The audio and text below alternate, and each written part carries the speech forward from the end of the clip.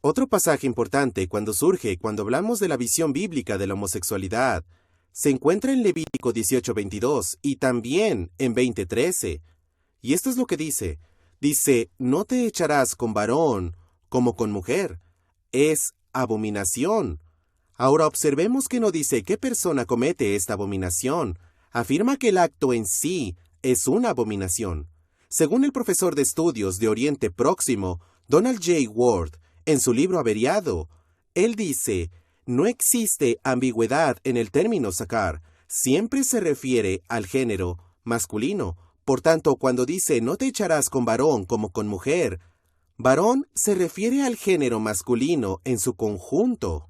Sacar es un término general que engloba a todos los varones.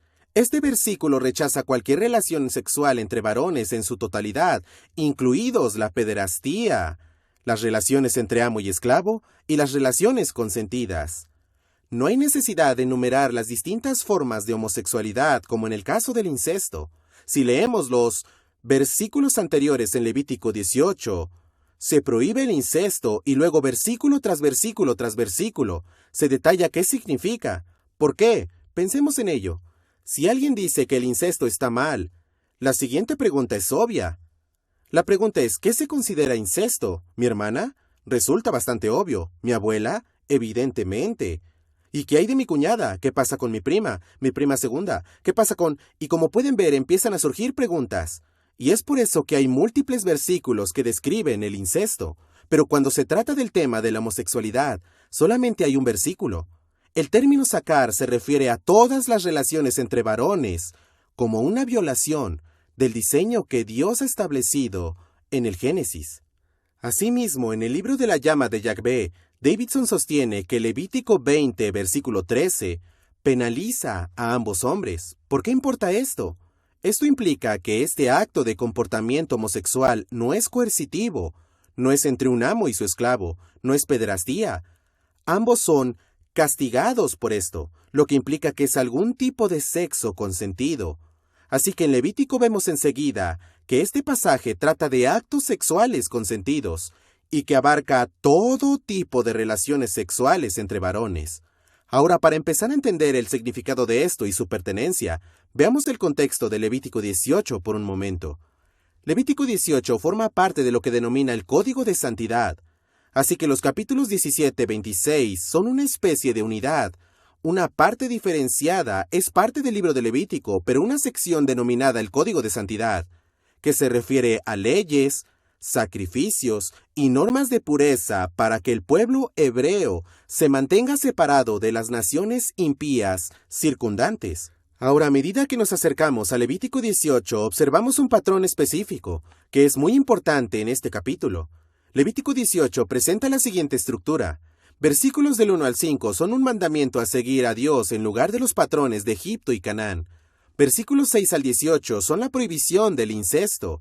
Versículo 19 es la prohibición de tener sexo con una mujer que está menstruando. Versículo 20 prohíbe el adulterio. Versículo 21 prohíbe sacrificar niños a Moloc. Versículo 22 prohíbe el sexo entre varones.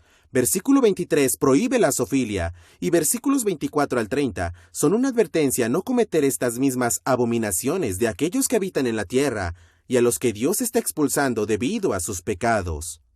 Así que creo que esto nos dice que Levítico 18 es una unidad separada dentro de capítulos 17 al 26, que es una unidad diferenciada del resto del libro de Levítico.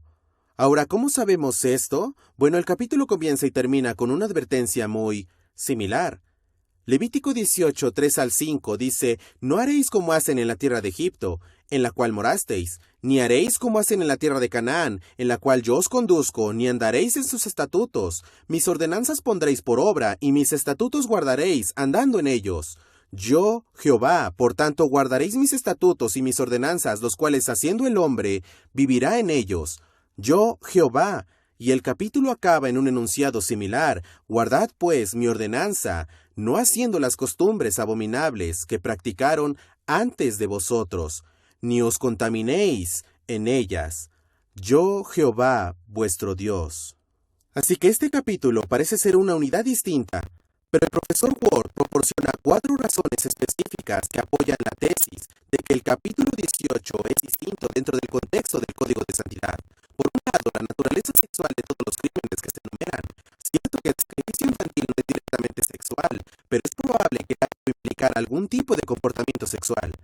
La posición de la maldición al final del capítulo, abarcando así la serie completa, es el principio y el final.